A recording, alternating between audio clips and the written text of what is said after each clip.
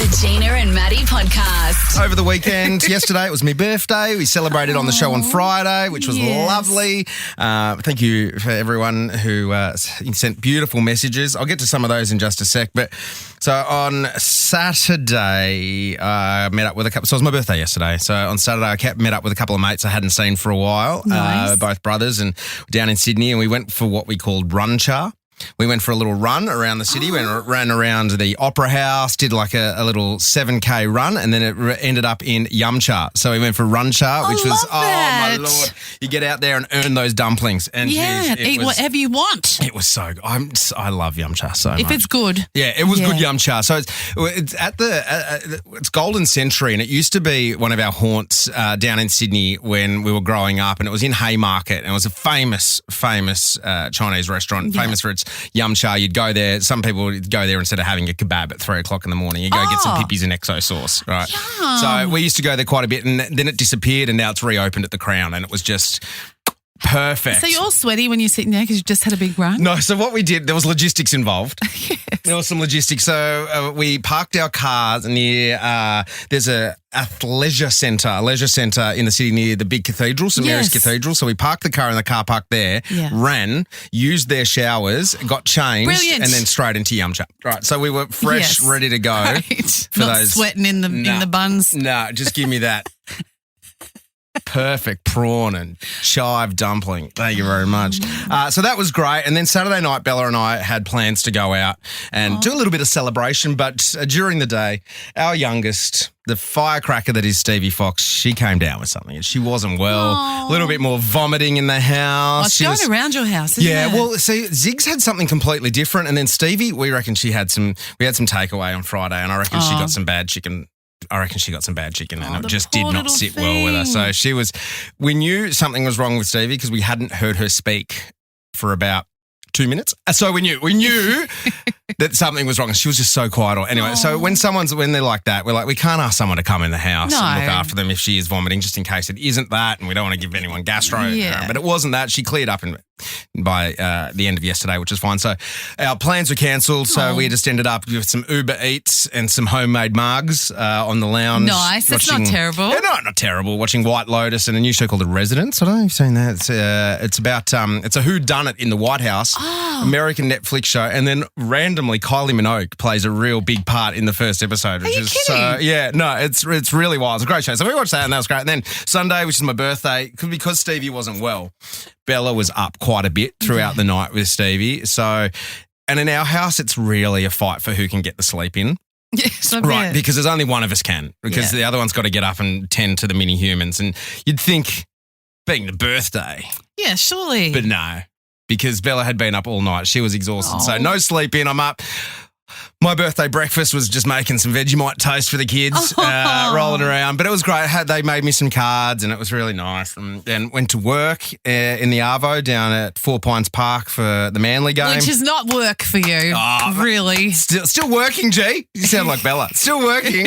And they got up and had a win, which is fantastic. I did think of you when I saw them win. I thought maybe he's going to be very happy on his birthday. Very funny. One of the guy who was in charge of the referees, he's all in black, official NRL outfit. He's got his lanyard on. I'm out there on the field, and he's just there, and he comes up, and he's a busy guy, and I'm just sitting there, and he comes to me, taps on the shoulder, and he's like, "Mate, I live on the Central Coast.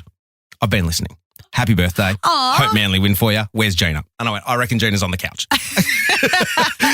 So big shout out there, and they had a great win. No one booed Daly Cherry Evans, which was fantastic. Great. The crowd got right behind that, much to, I'm sure, the dismay of all of the journos who were trying to get some more clickbait out of the Daly Cherry Evans story this week. But no, the fans were right behind. A couple of big signs. One was like "Till the Cherry End," which I thought was really cool. Oh, that's clever. Yeah, and another one was "Cherry Don't Go," and they were just all right behind him, which was fantastic. And then home last night and just cruising. But I got some messages, which was really nice. One from Gina Jeffries. And it says, "Happy birthday." And it's got like the party emoji with and the party hat on. Yeah. "Have a lovely day." And then signed off, "Lord of Love, GJ." And I'm like, Lord of Love? Are you giving yourself a new nickname? Absolute typo. Lord of Love, GJ. From the Lord of Love. She's the Lord of Love. And then the cowboy hat emoji after that as well. I'm like, okay, she's committed to it because she's actually gone past writing Lord of Love. Then she's put her initials and then she's put the cowboy hat, which I thought was really nice. So thank you for that, G. And on our Instagram and Facebook, I'm sure it might have been Bexagram from our digital department, put up some photos, did a lovely post. And then, Lorraine, happy birthday, Maddie. Hope the Marty Manly Seagulls win for you. Diane, wishing you a happy birthday, Maddie. A lot of lovely messages. Nicole, Fran, Sue, happy birthday, you rat bag, Maddie. Love that. And then this lovely one from Darren. Lovely message from Darren Hackman. G'day, Darren, if you're listening this morning. He saw the post that was put up and there's some photos of me and stuff with you, with the cash car, us at the schools, photo of me and my budgie smugglers out the front. And Darren's taken the time to sit down at the computer and write, what's, spelt W-A-T-S, what's wrong with that freak? Oh, Darren. What? Like, for you to go out of your way. On your birthday. On my birthday to leave me such a beautiful... You've sat down, you've taken the time to see the post and then to click on the comment and then to take the time to spell what's wrong, which is fantastic. Really appreciate the effort you went to there by spelling what with W-A-T-S, Darren. What's wrong with that freak? Oh. So, Darren, mate, not too much with me, but if you've taken the time to sit down and do that in your day, I'm glad that I have impacted your day somehow. So thank you to everyone for your lovely messages. Gina and Maddie. I'm going to tell you one of the biggest arguments, because we don't really argue a lot in our house, Rod and I, but this one divides us. Mm-hmm. Should kids pay board? Because when I was a kid, I was singing and getting paid for it from when I was 12, and then I chose to pay. Mum and Dad didn't ask me, but I chose to pay them board, and I would, because I was making pretty good money for a kid. You know, I was busking, I was singing in restaurants, and then I joined a band when I was 15, and I was hairdressing in the day, so I was always making all this cash. So I would go and buy groceries and cook dinner, and I contributed way before I was even an adult. And I kind of thought that was how I was planning to raise our son. Who's how old? 22. Yeah. And he's still living at home. He's on tour a lot, so he's a musician and a record producer. So he's away probably almost more than he's home these days. And I was too at that age. But Rod thinks he shouldn't pay board. I think he should. I'm not trying to push him out. I don't want him to. Just a little contribution. Yeah. We've got Kim from Budgie Boy. Hello, Kim. What do you think, Kim? And Gina, at the end of the day, we're not really teaching them right if we don't charge them something, because how are they going to live in the real world? Exactly. Thank you for sharing, Kim. Let's go to Rachel in Arimba. When I left school and I got a job, my parents told me that I either need to pay board or buy a house and rent it out. So I stayed at home. I went, well, I'm not going to pay. They ran through the maths and they said, all right, if you buy a house, I think I bought a Kalani Val. Well, I know I bought a Kalani Val for $250,000. They were the days. Is that, yeah. But how smart is that? So you stayed at home and you bought a house and put a renter in your house. Yeah. What? They lent me. They said, I'll lend you the money. I'll lend you $50,000 for a deposit. And so I had to borrow $200,000 off the bank, and they made me go interest only. So I had to pay them back their $50,000 before I paid the bank back. Oh, brilliant parenting. Love that, Rach. That's a great tip. Debbie. Hi, Debbie. Hey, Debbie, what are your thoughts on this? Definitely pay board. Yeah, how much? Well, my story's more for when I first got a job. And my mum and dad said that I had to put, I think it was $50 or something, really little, away in a passbook account. And that's how long ago it was, a passbook account. I remember this one weekend I didn't do that because I had to have this dress. I was going out for the night.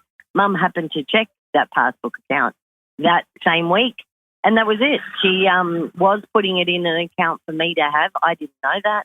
And after that, I had to pay board because I blew it. Oh, Yeah. So there you go. Yeah. Tough lesson. Tougher parenting back then. Absolutely. Tammy's in Kincumber. Hi, Tammy. What are your thoughts about this? Oh, definitely with you, Gina. I have got a 24 and a 26-year-old now. Yeah. I used to charge them even when they were at school, when they got their Oz study or whatever it was, they paid me $50 a week. Yeah. For food, and then once they started working, it was $100 a week. We then go 3 ways with electricity. Great. They would basically pay for their own food because they were commuting from Sydney, so they would buy whatever dinners and things. So they did their own food. So I was basically, that money went to the rent and, toilet papers, soap, those essential things. Yeah. So, no, I definitely agree with that. They've got to grow up and be paying rent as they go along. They've got to learn that you can't just throw their money around. We'll do one more here. Hi, Fiona in Gosford. Hi, Fee. What are your thoughts on this? Absolutely, kids should pay rent or board. I've got 6 kids.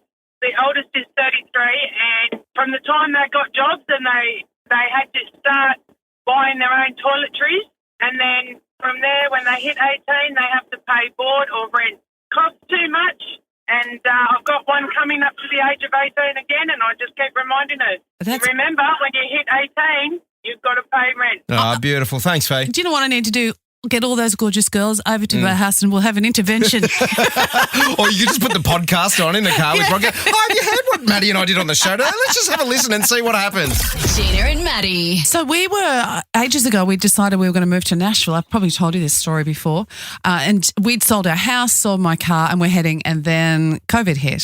So then Rod's mum got sick, my mum was not well, and we just, in the end, decided that we're not going to go. But our son Jackie, did not like school at all. He was always really musical but didn't like school. So we decided to let him leave after year 10.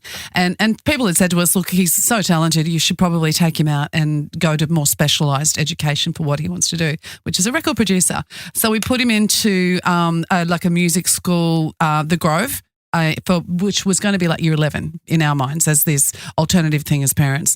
Then here's year 12, kind of, inverted commas, was going to be at Blackbird Studios in Nashville, and that's how we were going to do his senior education as music. Well, of course, the Blackbird Studios in Nashville thing didn't happen because that's right when the country was shut down and we couldn't go. But there was a whole lot of reasons we didn't go any earlier. Yeah. Mainly because I didn't really want to put my kid into school in America with guns and all the stuff that you hear about it. Then the whole Trump thing, and we're like, and then I got a job on the radio and absolutely love it. And we've obviously our path changed quite a lot because of me here. But yeah, it was a big decision, and 2 of our best friends and their 3 kids went, and we talked about it a lot, and she and I would talk on the phone almost daily when we were leading into the decision. And I just said to her in the end, I can't do it while he's still in school. And she said, we're going to do it. They're living the best life. They are in Nashville. They're having a wonderful time. And seriously. Kids are finished at school now? Are they the same age as Jackie? Yeah, one's the same age. He's finished and the other 2 are a little bit littler. So the other one's in year 12 and the one down is in year 9 or 10, I think. And what they found when they got there was Aussie kids were, in their experience, but all 3 of their kids were way ahead academically from the education that they get in Australia. So she was quite shocked by that. And her kids, they weren't in Australia top of the class in everything, but over there she found that they were quite a long way ahead, which was nice. But all the differences, when I looked it up to see that what would have been different, and just curious about it, one of the main things is you don't have to wear a school uniform unless you're at a private school or a charter school, no school uniform. So that, and I think there's a lot of pressure on a kid. Oh, yeah. Imagine the competition. Yes. Someone has brand names, someone doesn't. And as parents, I still remember thinking, school, good. You buy hardly any clothes for your kids when they're in school because they're in their school uniform mostly. And then when Jackie got out, I'm like, they lose their hat every second week. And you're like, oh my God, where is your hat? The boy, right? The boy losing the hat? Uniform shop, all of them. Back to the uniform shop. There we go again. Great. It's got to go and get a second-hand one. Then wildlife fears. So in Australia, kids grow up being, aware of spiders, snakes, jellyfish, crocodiles, kangaroos, drop bears. And over there, they don't really have as many wild animals to worry about. I mean, they've got bears and alligators, but they're not as much as in Australia. Magpie attacks. Oh, yeah. Have you ever been attacked by one? Absolutely. Me too. Oh, God. The first time I was really attacked was when we went as a kid to Dubbo Western Plains Zoo. I think it's just called a Taronga Zoo now, but and you ride your bike around. Yes. And I remember getting swooped, being chased on the bike, and I'm riding it as an 8-year-old going, and it's swooping and making that sound like when the beak snaps. It goes, hitting your helmet. You can just hear its beak snapping right there, and then I swerved and fell into a ditch. I'm like, one chased me as well when I was riding a bike right near home, and my brother just laughed and didn't help me at all. It's quite scary. Sorry. And slang in school, so over there, we call each other mate and stuff. Over there, it's like dude and bro and y'all if you're from Nashville, from the south. Do they still say dude? Do you reckon? I don't know Okay. what they say because I'm not over there. Yeah. School sports culture is quite different. So in Australia, sports is quite casual. In America, my friend Camille said that it's full on. So when we were in Nashville, the high school football, we were downtown one day and we're like, what is going on? There was just streams of people arriving, I think in Orange or I'm sorry if anyone from Nashville is listening, and I said to someone, what is this? Like, what sport? And they said, it's the local school's football team, like year 12 kids. Yeah, the college football thousands. and college basketball is just huge. Yes, insane. So Australia, we've got some pretty serious sports people in Australia, but nothing like over there. Recess games. So we really only have handball, I think, here has been quite popular. There's probably other stuff now, but handball takes precedence. They play kickball, foursquare and tetherball. I don't know what any of those are. And of course... Foursquare is a bit like handball. Is it? Yeah. Oh, well, it sounds a bit like it, doesn't it, when you describe it? And of course, they only have a holiday really in the middle. They have a summer holiday in the middle right across their summer. And then at Christmas time, they really only get Christmas Eve, Christmas Day and Boxing Day and then back to school, more like almost what we would do at Easter, maybe a week off or something. But that's a big difference. But you know what? I am so glad we stayed. Yeah. We're loving life here and it would have been very, very different. Well, you and I would have even met each other, Matt Baisley. Oh, gosh. Well, I'm so glad you didn't leave. The Gina and Maddie podcast. For more great comedy shows like this, head to novapodcast.com.au.